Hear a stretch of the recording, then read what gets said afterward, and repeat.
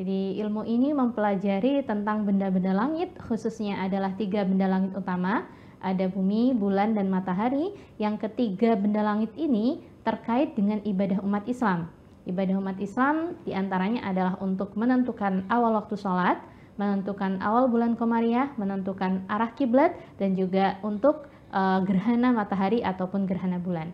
Jadi mahasiswa tidak hanya secara teori ya belajar tentang ilmu falak, tapi bagaimana mereka mempraktekkan atau mengaplikasikan teori-teori yang mereka pelajari di kampus untuk bisa bermanfaat bagi masyarakat begitu.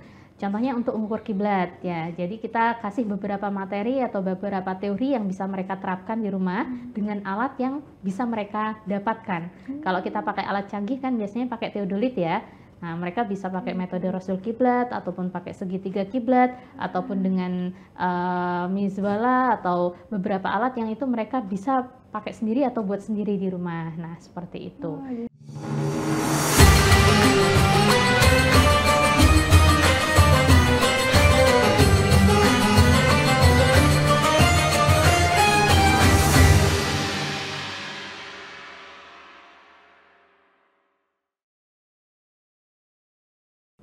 Assalamualaikum warahmatullahi wabarakatuh. Halo Tribuners, kembali lagi dalam program podcast spesial Ramadan Wanita dan Islam bersama saya Garneta Lia Widianti sebagai host dalam podcast kali ini. Nah, kalau dalam astronomi kita mengenal Galileo Galilei. Dalam hukum Islam kita mengenal tokoh ilmu falak Al-Khawarizm.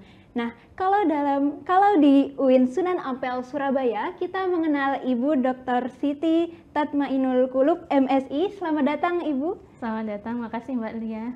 Nah, Ibu Inung ini akrab disapa sebagai Ibu Inung ya di Fakultas Syariah dan Hukum UIN Sunan Ampel Surabaya. Beliau juga sebagai ketua dari program studi Ilmu Falak Fakultas Syariah dan Hukum UIN Sunan Ampel Surabaya. Ibu Inung, bagaimana kabarnya hari ini? Alhamdulillah, baik Mbak. Alhamdulillah. Ibu Inung nanti akan menemani kita dalam 20 menit ke depan dalam podcast spesial Ramadan Wanita dan Islam. Kita akan membahas dan ngobrolin soal hilal dan juga apa sih urgensinya dan menariknya bagi mahasiswa atau generasi muda dalam mempelajari ilmu falak. Nah, pertama-tama tentang ilmu falaknya sendiri. Kemungkinan dari beberapa orang-orang yang awam masih belum mengetahui apa sih ilmu falak itu. Mungkin dari Ibu Inung bisa membantu untuk menjelaskan ilmu falak itu apa sih, Ibu? Baik, ilmu falak ya. Ilmu falak itu adalah ilmu yang mungkin orang kenal sebagai astronomi Islam sekarang. Jadi ilmu astronomi yang terkait dengan ibadah-ibadah umat Islam. Jadi ilmu ini mempelajari tentang benda-benda langit, khususnya adalah 3 benda langit utama, ada bumi, bulan, dan matahari. Yang ketiga benda langit ini terkait dengan ibadah umat Islam. Ibadah umat Islam diantaranya adalah untuk menentukan awal waktu sholat, menentukan awal bulan Komariah, menentukan arah kiblat, dan juga untuk gerhana matahari ataupun gerhana bulan. Keempat objek ini terkait dengan ibadah yaitu sholat, ada puasa, kemudian haji, dan juga ada sholat gerhana ya untuk gerhana. Seperti itu.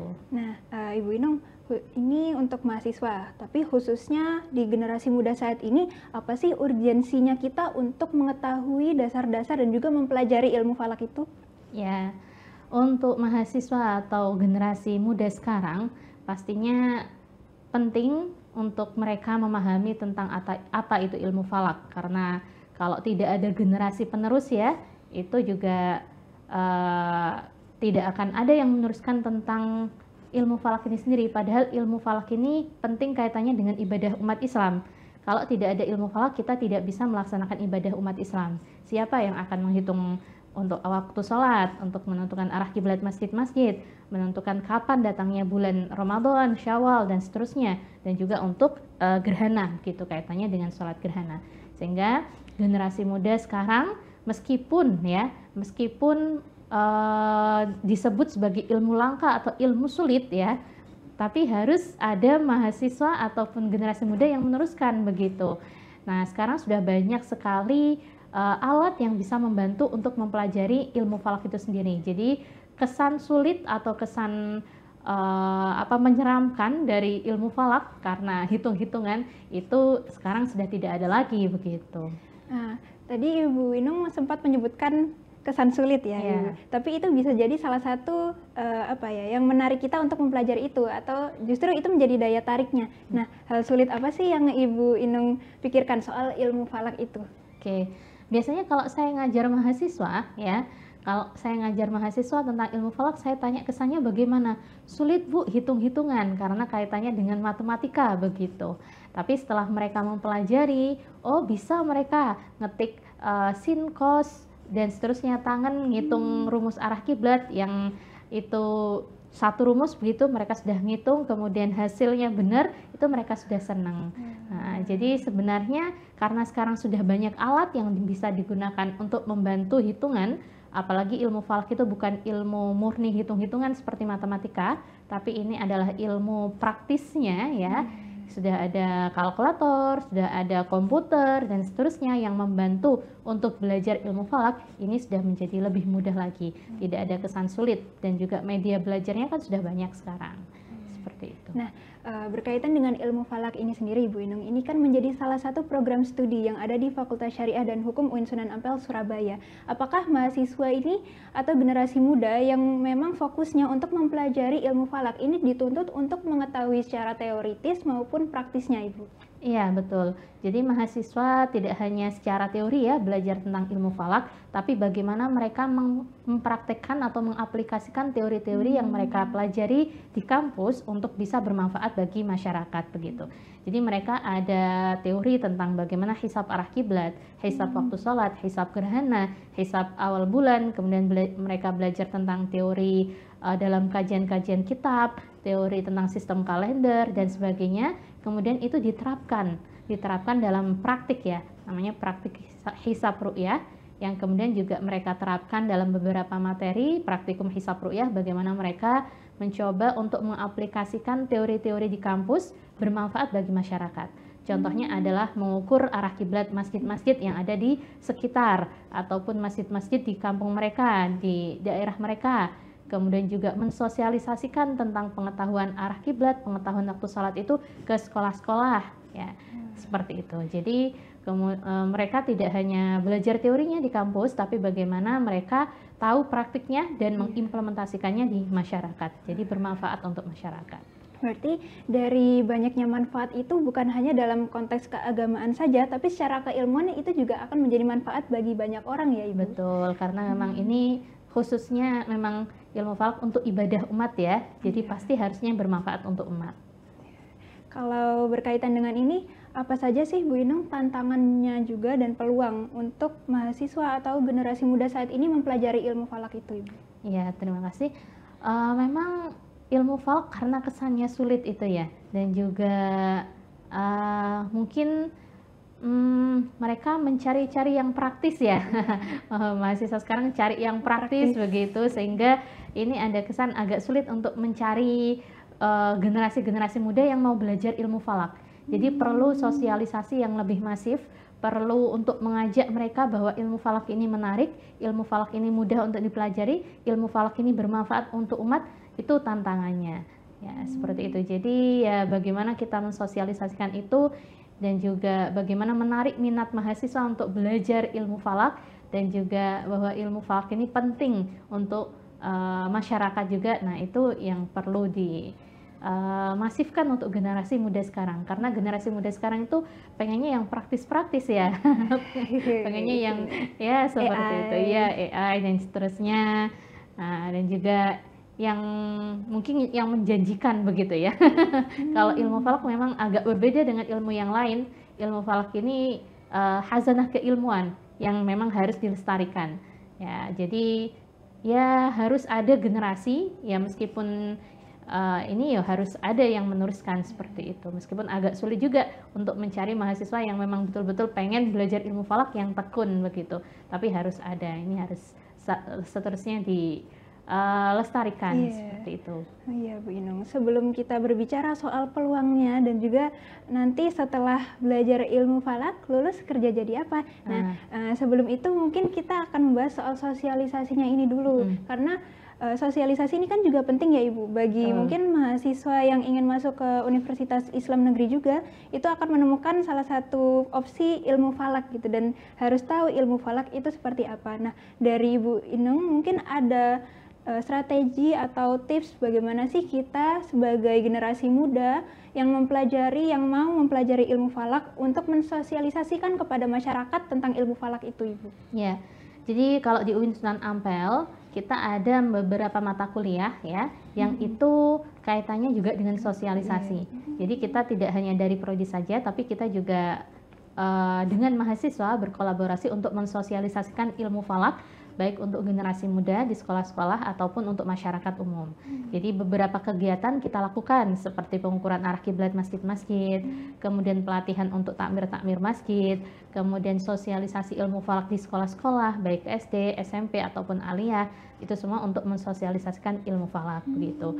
Sekaligus kita juga selalu melakukan ru'yatul hilal, terutama untuk 3 bulan ibadah ya, untuk bulan Ramadan, Syawal dan juga Zulhijjah, dan juga untuk fenomena-fenomena alam seperti ada gerhana matahari, gerhana bulan, kita lakukan kegiatan yang mana itu juga untuk sosialisasi ilmu falak kepada masyarakat ataupun kepada para generasi muda sekarang, bahwa belajar ilmu falak itu asik, belajar ilmu falak itu menyenangkan, dan belajar ilmu falak itu pasti bermanfaat untuk masyarakat. Wah, cukup menarik sekali berkaitan dengan kegiatan yang dapat dilakukan oleh generasi muda saat ini, Ibu. Yeah. Nah, bagaimana sih berkaitan dengan itu tadi, bagaimana kontribusi dari mahasiswa khususnya dan juga generasi muda dalam mengimplementasikan dan juga mensosialisasikan dari ilmu falak itu sendiri, Ibu, melalui kegiatan-kegiatan itu? Yeah. Jadi mahasiswa-mahasiswa kita sekarang sudah banyak ya yang jadi ada beberapa pengajar di beberapa pondok pesantren dan juga di sekolah-sekolah begitu. Mereka mengembangkan ilmu falak di tempat mereka mengabdi, di sekolahnya ataupun di pondok pesantrennya, dan juga ada di beberapa lembaga. Memang mereka tidak tempat kerjanya bukan terkait falak, tapi mereka mengimplementasikan itu, menyebarkan, mensosialisasikan tentang ilmu falak juga untuk mereka begitu. Jadi caranya jadi ahli di tempat di mana mereka berada. Wah, seperti itu. Jadi ahli di tempat mereka berada. Ya, karena memang jarang yang tahu falak, jarang yang ahli dalam ilmu falak. Jadi bisa jadi mahasiswa atau alumni-alumni kita itu menjadi ahli di tempat mereka masing-masing. Iya, Ibu Inung berkaitan dengan yang disebutkan tadi, menjadi ahli di tempat manapun itu, apakah dari Ibu Inung sendiri sebagai pengajar, sebagai dosen menemukan adanya tantangan yang cukup berat dalam mengajar ilmu falak selama ini kepada masyarakat, kepada generasi muda, khususnya kepada kita mahasiswa? Iya, ya memang untuk mengajar ilmu falak ya, apalagi backgroundnya itu masing-masing, ada backgroundnya yang dari keagamaan, ada backgroundnya dari IPA, ada backgroundnya dari IPS, dari bahasa, dari teknik. Itu saya menemukan ada beberapa mahasiswa yang itu backgroundnya ada dari teknik, ada yang dulu belajar tentang kedokteran juga begitu, itu masuk di ilmu falak. Kita harus menyamakan gelombangnya, ya, menyamakan gelombang bagaimana mereka bisa seirama untuk belajar ilmu falak. Nah, di situ yang mungkin jadi tantangannya ya, bagaimana semuanya bisa memahami apa yang disampaikan dan juga mereka bisa mengimplementasikan apa yang sudah mereka terapkan begitu. Karena satu dengan yang lain pastinya punya penerimaan yang berbeda. Seperti itu. Itu yang jadi tantangannya, karena ada yang basisnya itu mereka sudah dengan hitungan itu familiar. Ada yang agak sulit juga karena memang dari sosial atau dan yang lain seperti itu. Wah, kalau dari background yang berbeda itu berarti dari mahasiswa sendiri itu punya tantangan yang berbeda-beda ya. Sebagai mahasiswa mungkin ada yang backgroundnya dari IPA atau ada yang dari IPS, mereka lebih ke teori atau lebih ke ngitung-ngitungnya ya Ibu.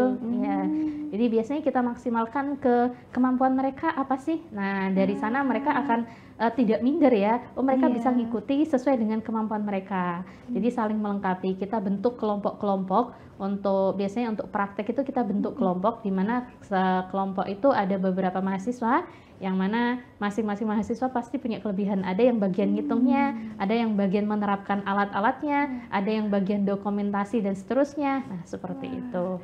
Kalau dari mahasiswa sendiri pernah nggak sih Bu terjun langsung, tadi kan sudah disebutkan beberapa kegiatan ya, mensosialisasikan sekaligus dari mahasiswa itu terjun langsung dalam kegiatan ilmu falak. Nah, contoh dari kegiatan itu seperti apa sih Bu? Dan kalau dari kita sebagai generasi muda ingin cobain itu gimana caranya?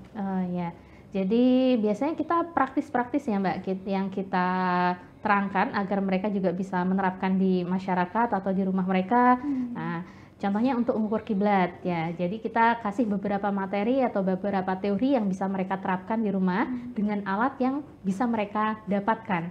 Kalau kita pakai alat canggih kan biasanya pakai teodolit ya. Nah, mereka bisa pakai metode rasul kiblat ataupun pakai segitiga kiblat ataupun dengan mizwala atau beberapa alat yang itu mereka bisa pakai sendiri atau buat sendiri di rumah. Nah, seperti itu. Jadi mereka bisa menerapkan untuk mengukur arah kiblat masjid atau musola. Beberapa kali ya, kita juga nggak hanya 1-2 kali, tapi sering kali kita dapat permintaan untuk mengukur kiblat masjid musola begitu, baik yang sudah dibangun untuk ngecek arah kiblatnya ataupun yang belum dibangun, jadi dari awal begitu. Nah, itu kita terjunkan satu dosen dengan beberapa mahasiswa untuk mengukur itu. Jadi ini sebagai pengabdian juga bagi mahasiswa dan juga dosen-dosen kami untuk ke masyarakat. Nah, seperti itu. Jadi dengan mempelajari ilmu falak itu sendiri kita jadi tahu caranya bagaimana sih ngitung kiblat gitu. Nggak perlu pakai aplikasi, kita bisa ngitung sendiri juga ya Ibu. Dan itu lebih akurat daripada aplikasi ya. Kalau mengukur pakai aplikasi kan biasanya pakai kompas. Nah, kompas itu berbeda dengan yang pakai alat yang mana itu basisnya adalah matahari. Arah matahari dan arah kompas kan beda.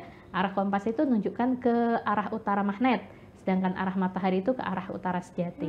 Seperti itu. Wah, sangat menarik sekali Ibu Inung tentang materi ini. Jadi teman-teman, khususnya generasi muda saat ini, ayo kita mulai start untuk belajar ilmu falak, karena menariknya itu bukan cuma sekedar kita bisa menghitungnya saja, tapi kita bisa langsung berpraktiknya juga. Betul, ya Ibu. Praktik juga. Kita berbicara soal ini Ibu, peluangnya tadi. Kita kembali soal peluang. Kalau dari lulusan yang memang dia itu belajar di program studi ilmu falak, itu kalau lulus mereka akan menjadi seperti apa Ibu peluang karirnya? Iya. Sekarang peluang untuk alumni prodi ilmu falak itu sudah banyak ya Mbak ya. Beberapa kali ini alumni kami itu diterima sebagai PNS, ada analis perkara, karena memang kita juga di bawah sarjana hukum ya, di bawah Fakultas Syariah dan Hukum. Itu salah satu kelebihan sendiri begitu ya bagi alumni program studi ilmu falak. Kalau kemarin kan ada isu mau ditarik ke Fakultas Saintek begitu ya. Tapi memang lahirnya di Fakultas Syariah kalau ilmu falak itu. Jadi kita punya background tidak hanya ilmu falak, tapi juga backgroundnya di hukum begitu. Jadi selain jadi ahli falak, mereka juga bisa hukum begitu. Jadi beberapa alumni kita diterima jadi PNS ya. Jadi ada yang jadi analis perkara, ada yang jadi yang di bagian lembaga-lembaga hukum ya, mereka terjun ke sana. Nah, ada beberapa juga jadi guru-guru ya, guru fikih yang memang ada PNS-nya ya di sana. Nah, seperti itu. Jadi terbuka lebar untuk alumni prodi ilmu falak, karena memang ini di bawah Fakultas Syariah dan Hukum. Beberapa juga kemarin ada beberapa alumni yang jadi operator di observatorium.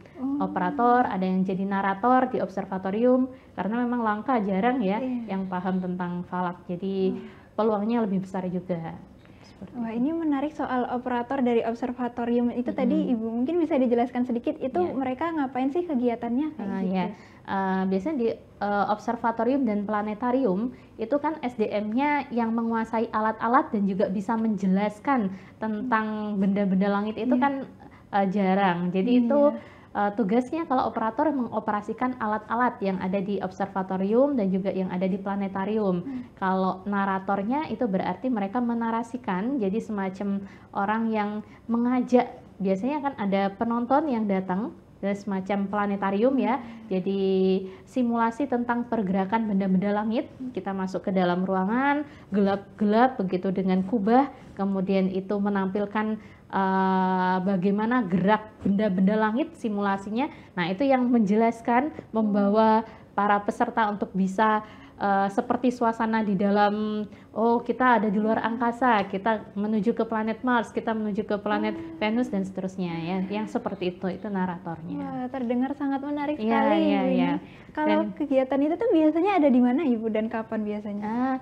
Kalau kita di tempat kita observatorium ada, hanya saja planetarium kita belum ada. Tapi kemarin kita ketika ada mahasiswa dari luar negeri ya, kita ada agenda setiap tahun itu dari IO International Office ya, Winston Apple Surabaya. Ada mahasiswa apa namanya 4 semester ya untuk belajar tentang bagaimana di Winston Apple Surabaya, termasuk salah satunya adalah Fakultas Syariah dan Hukum, yang mana ilmu falak waktu itu diberikan kesempatan untuk memberikan materi. Jadi kita bawa ke amphitheater ya, kita bawa ke amphitheater kan seperti bioskop itu ya. Kita tampilkan bagaimana pergerakan benda langit lewat tampilan layar ya yang gelap itu, kemudian kita tampilkan dan ada naratornya. Ini naratornya dari alumni Prodi Ilmu Falak. Dia sudah bisa dengan beberapa bahasa ya, bahasa Inggris dan ada bahasa Indonesia waktu itu campur karena memang ada bahasa Melayu, mahasiswanya ada mahasiswa Melayu dan juga beberapa mahasiswa dari luar negeri. Jadi kita untuk planetarium belum ada, cuman kita waktu itu pernah nampilkan semacam planetarium di amphitheater. Jadi ada berapa kali, 2 atau 3 kali kita lakukan itu. Nah, semoga setelah ini ada planetarium juga ya Ibu. Amin ya. Wah, ini yang sudah disampaikan sangat menarik sekali. Jadi tunggu apa lagi teman-teman pendengar dari Tribuners, khususnya generasi muda, kita jangan menunggu berlama-lama lagi untuk mempelajari dan juga mencari tahu apa sih ilmu falak itu. Karena tentunya bukan hanya secara teorinya saja, tapi juga bisa kita mulai untuk berpraktiknya itu. Nah, mungkin kita menuju pertanyaan terakhir ya Ibu Inung, sekaligus closing statement juga dari Ibu Inung. Adakah pesan dari Ibu Inung yang ingin disampaikan kepada generasi muda saat ini, kepada mahasiswa khususnya, terkait dengan pentingnya dari mempelajari dari keilmuan falak itu sendiri, Ibu? Baik. Para generasi muda, ilmu falak ini adalah ilmu yang terkait dengan ibadah umat Islam. Jadi mau tidak mau harus ada yang paham tentang ilmu falak. Ya, jadi ilmu falak ini penting untuk dipelajari. Ilmu falak ini mudah karena memang sekarang sudah banyak alat dan banyak media yang bisa untuk membantu mempelajari ilmu falak, dan ilmu falak ini adalah asik, menyenangkan, bisa mendekatkan diri kita lebih dekat lagi dengan pencipta kita. Dengan kita mempelajari benda-benda langit yang sungguh luar biasa, itu akan menambah syukur kita, menambah kedekatan kita bahwa alam semesta yang begitu luas, alam semesta yang begitu tidak terhingga, itu menunjukkan kebesaran Allah, dan itu kita pelajari melalui ilmu falak. Tambah bersyukur, tambah tahu bahwa kita itu kecil, tidak sombong begitu. Ilmu falak itu penting untuk dipelajari agar kita lebih khusyuk juga untuk ibadah, lebih mantap untuk ibadah. Ya, jadi mari kita belajar ilmu falak bersama-sama. Alhamdulillah, terima kasih banyak Ibu Inung, dan juga mengutip dari yang Ibu Inung sampaikan tadi, menjadi ahli di tempat mereka berada saat ini. Seperti itu ya Ibu. Terima kasih banyak Ibu Inung sudah menyempatkan dan meluangkan waktunya dalam podcast spesial Ramadan Wanita dan Islam, dan juga dari Sobat Tribuners untuk mendengarkan kembali podcast-podcast spesial Ramadan. Dan dari saya, Gerneta Lia Widianti, sebagai host pada podcast kali ini mengucapkan terima kasih dan juga mohon maaf apabila terdapat kesalahan dan juga perkataan. Sekian dari saya, wassalamualaikum warahmatullahi wabarakatuh.